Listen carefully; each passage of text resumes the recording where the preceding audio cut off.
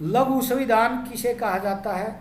तो जो हमारा 42वां संविधान संशोधन है, भारत में 42वां संविधान संशोधन 1976 में पास हुआ था। उस समय देश में आपातकाल लगा हुआ था, आपातकाल में जो है ये पास हुआ था, और इसमें संविधान का बहुत बड़ा जो भाग है वो बदला गया था। इसी वजह से इसको लघु संविधान भी कहा जाता है। उसके बाद इसके बहुत सारे जो प्रावधान थे वो 44वें संशोधन 1978 द्वारा उनको निरस्त किया गया। यह भी जो है संशोधन एक बहुत बड़ा था, लेकिन ये जो संशोधन था ये सबसे बड़ा संविधान संशोधन था। भारतीय संविधान में संशोधन करने की शक्ति किसको दी गई है? तो संसद को दी गई है, और कम से कम आधे राज्यों के विधानमंडल को। अर्थात संविधान में अगर हमने कोई संशोधन करना है, हमने पढ़ा था कि कुछ संशोधन हैं जो साधारण तरीके से हो जाते हैं, कुछ जो कठोर प्रावधान थे उसके लिए किसकी आवश्यकता है? संसद की, और कम से कम आधे राज्यों की सहमति की उसमें आवश्यकता होती है। क्या संविधान संशोधन विधेयक को लेकर लोकसभा और राज्यसभा के बीच गतिरोध होने पर संयुक्त बैठक बुलाई जा सकती है? नहीं बुलाई जा सकती। अगर कोई विधेयक है जो संविधान संशोधन विधेयक से संबंधित है, हमने पीछे पढ़ा था कि यदि किसी विधेयक पर, यदि किसी बिल पर लोकसभा में और राज्यसभा में कोई गतिरोध या विवाद होता है तो अनुच्छेद 108 के तहत उनकी जो है हम क्या थे, संयुक्त बैठक उनकी हम बुला सकते थे। लेकिन यदि हमने संविधान में संशोधन करने का कोई प्रस्ताव है और उसको लेकर दोनों के बीच में यदि विवाद या गतिरोध पैदा हो जाता है तो उसके लिए संयुक्त बैठक नहीं बुलाई जाएगी। वो विधेयक वहीं पर जो है रद्द माना जाएगा, वो विधेयक वहीं पर जो है समाप्त हो जाएगा। भारतीय संविधान में प्रथम संविधान संशोधन, पहला जो संविधान संशोधन है वो सन 1951 में, भारत के संविधान में पहला जो संशोधन है वो कब किया गया? सन 1951 में। और धर्मनिरपेक्ष शब्द, हमारी जो भारतीय संविधान था उसकी प्रस्तावना में धर्मनिरपेक्ष शब्द जोड़ा गया था। दो शब्द जोड़े गए थे, एक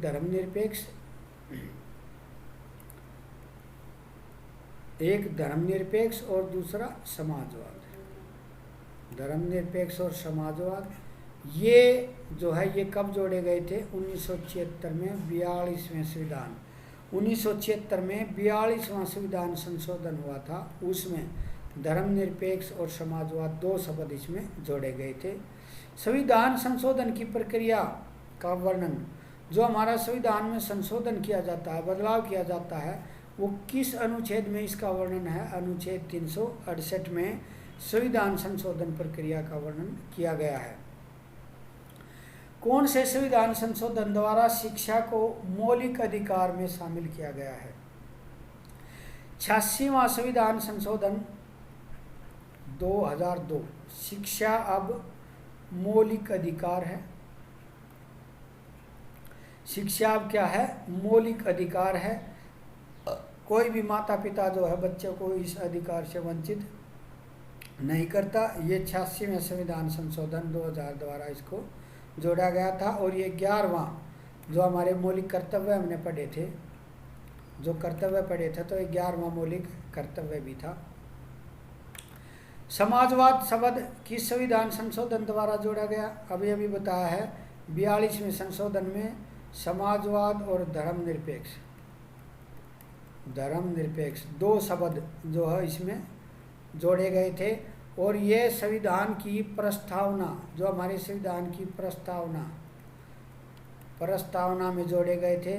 और हमारी जो प्रस्तावना थी उसमें केवल एक बार संशोधन हुआ है, और उसमें संशोधन कब हुआ था?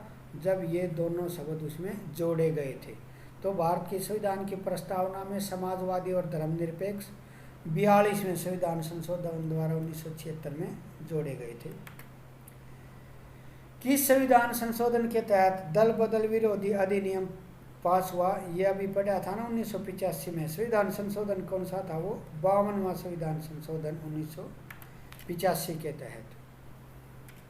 कि संविधान संशोधन द्वारा मत अधिकार की आयु 21 से घटाकर 18 वर्ष।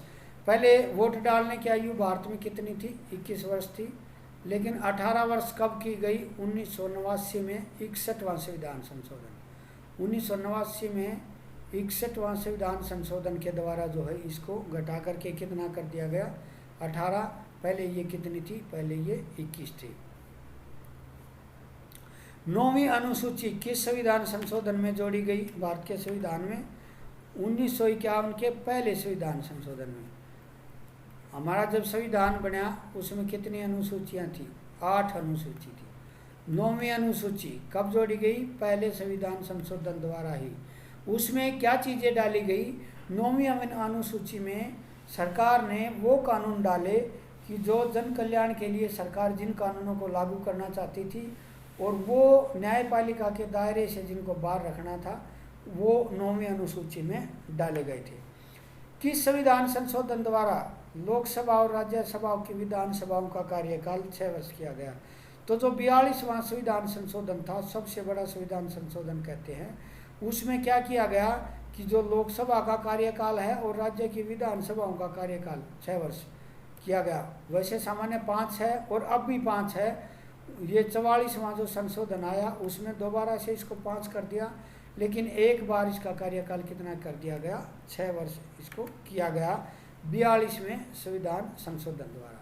किस संविधान संशोधन द्वारा लोकसभा और राज्य की विधानसभाओं का दोबारा कार्यकाल 5 वर्ष किसके द्वारा किया गया? 44वां संशोधन 1978 में ये पास हुआ था। पंचायती राज संस्थान को संवैधानिक दर्जा किस वर्ष मिला था? 1993 में 73वें संशोधन।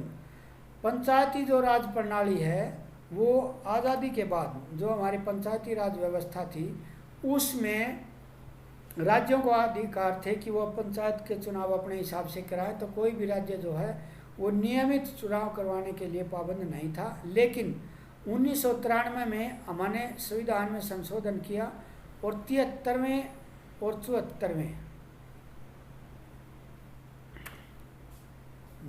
73वां संशोधन किया। इसमें तो गांव स्तर पर, ग्राम स्तर पर पंचायती राज प्रणाली लेके आए और 74वां संशोधन था वो नगरों के स्तर पर, जिसमें नगर पालिका और नगर परिषद जो होती है ना आपकी, नगर परिषद, नगर पालिका, नगर निगम, ये इसमें शामिल थे। और जो 73वां संशोधन था उसमें गांव और जो ब्लॉक स्तर पर होती है और जिला जो परिषद होती हैं ये इसमें शामिल। ये जो है ग्रामीण पंचायती राज व्यवस्था है और ये शहरी पंचायती राज व्यवस्था है। और इसका प्रावधान 1993 में 73वां और 74वां 2 संविधान संशोधन जो है इसमें किए गए थे। किस संविधान संशोधन के तहत शहरों में, ये शहरों का है ना जो नगर पालिका का, शहरों में नगर पालिका का और नगर निगम का प्रावधान 74वां, ये भी 1993 के द्वारा। 6 से 14 वर्ष के बच्चों के लिए निःशुल्क और अनिवार्य शिक्षा, ये 86वां संशोधन 2002 में, अर्थात 6 से 14 वर्ष के सभी बच्चों के लिए निःशुल्क और अनिवार्य शिक्षा का प्रावधान इसमें किया गया था सन 2002 में इसमें बदलाव करके। तो आपने पढ़ा कि भारत का संविधान जो एनसीईआरटी के आपकी 11वीं क्लास थी उसके जितने भी क्वेश्चन थे वो सारे हमने इसमें किए हैं। और उसके बाद इसके जो बड़े क्वेश्चन बनते हैं जो इंडियन पॉलिटी के हैं उसके लिए हमारी अलग वीडियो है, उन वीडियो को आप देखता रहिएगा और इस वीडियो को ध्यान से बार बार देखिएगा तो शायद इंडियन पॉलिटी के लगभग सारे कॉन्सेप्ट आपको इसमें क्लियर हो जाते हैं। वीडियो को देखने के लिए धन्यवाद।